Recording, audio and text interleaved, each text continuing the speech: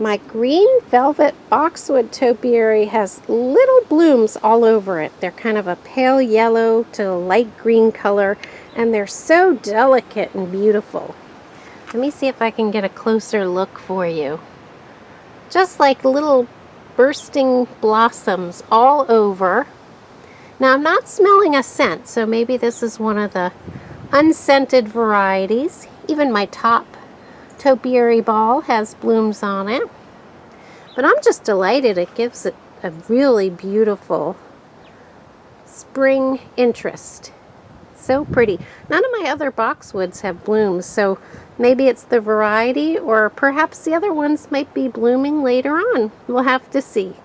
But I'm delighted with that. And that is my topiary that looks the most like a topiary. I planted teeny tiny boxwood cuttings that had wonderful vigorous roots. I'm not sure what variety they are. I actually rooted some cuttings from my topiary making last summer, and they produced wonderful roots, and I have put about 5 of them along the front of this triangle garden, and they're absolutely microscopic at this point. You really have to look closely to see them.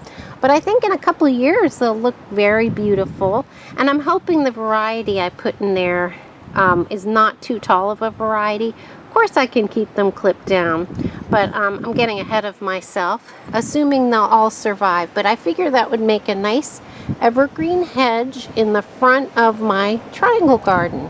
And as you can see, lots of little miniature daffodils have popped up over here around the sundial. So that is looking lovely. And each passing day, more daffodils open up around the place. Makes it very cheerful. I feel like last week's daffodil tour was a little premature. Now this whole hill is covered with gorgeous yellow blooms, and also my Vinca minor is blooming with these beautiful purple blooms, and the bees are just loving it. They're such pretty blooms. It's a lovely combination, the yellow and the bluish purple flowers. So I am just delighted with this early spring display. I have planted a weeping juniper back here. As you come down the steps, it's going to be a lot taller, and it has these weeping branches that hang down. It's a beautiful specimen evergreen, and I think it's going to look beautiful in here as it grows into a mature plant. I think it's going to be very interesting.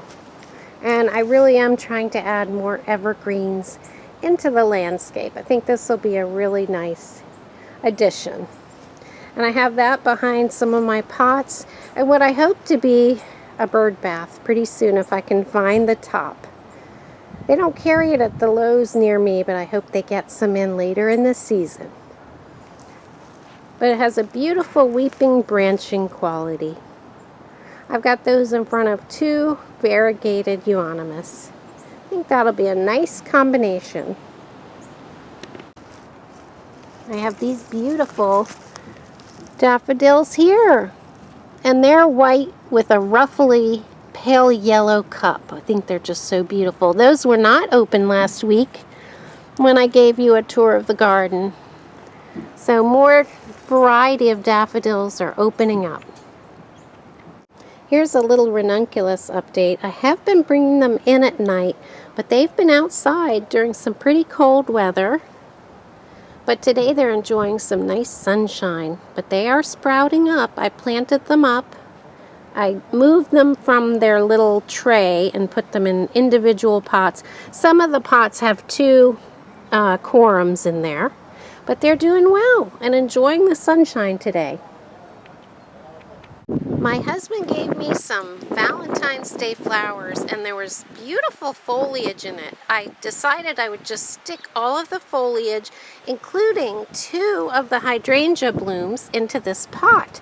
And those I covered with a little cloche but the other ones I did not, and I'm hoping that some of these root. I don't even know what they are. We'll see if they root, if they're outdoor plants, but look at the stems on this. If you guys recognize what kind of plant that is, let me know. I'm hoping that some of them root and I can plant them around my garden as shrubs. Isn't that beautiful? I don't have high hopes for the hydrangea rooting this time of year. And the flowers died back. I did leave them on because I didn't want the stem to dry out. So I did that on purpose. But I'm hoping for success on this, some propagation from my Valentine's Day bouquet. And the pot it's in is brand new. It's from Lowe's. I love it. It combines greens and blues and browns, and it just is a gorgeous pot. So I'm thrilled to have that.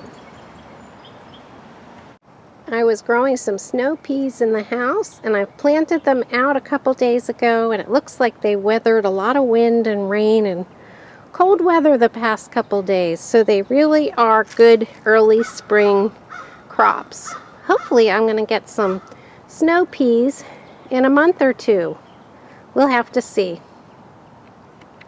I germinated some seeds inside, and then I planted them in my planting medium, and it looks like they have done really well out here.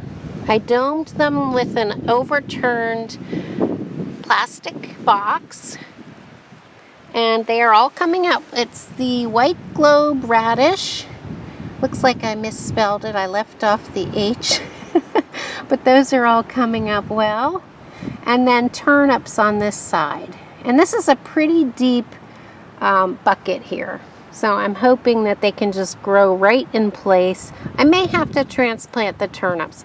But I'm just delighted that they all sprouted out underneath this makeshift greenhouse setup. So hopefully those will be some early spring crops, especially the radish. I brought out some of my early spring crops that I've been growing inside under shop lights. And I've got cabbage here and collards and kale, and they can survive some cooler temperatures. I have been bringing them in and out into the sunlight for about a week during the day. And at some point, I'll just put them up in the greenhouse, and they should be fine unless we get a deep freeze. But it's really good for seedlings to be outside in the wind because it strengthens the stems. When they blow around, it triggers a response in the plant, and they just kind of sturdy up. I guess it's a survival mechanism built in, but it's really good even if they're inside. If you kind of brush them from time to time, give them the sensation of blowing in the wind, it strengthens them up. But today was the perfect day to keep them out here and get some regular solar exposure. And here is a little celery plant. It will probably go to seed, but this was the bottom cut of a celery I used, and I just rooted it in water for about 3 weeks. And yesterday I popped it into some soil. So I went ahead and potted that up. There were some roots coming out, but this is the perfect day for spring seedlings to be outside, even if they are delicate. These are not delicate, and at some point I will keep them out full time, but right now I'm acclimating them. But they can enjoy the day out here just like I am. So thanks for joining me in my garden today. A lot changes from week to week. And I'll see you next time. I hope you're enjoying your early spring garden. Thanks for watching.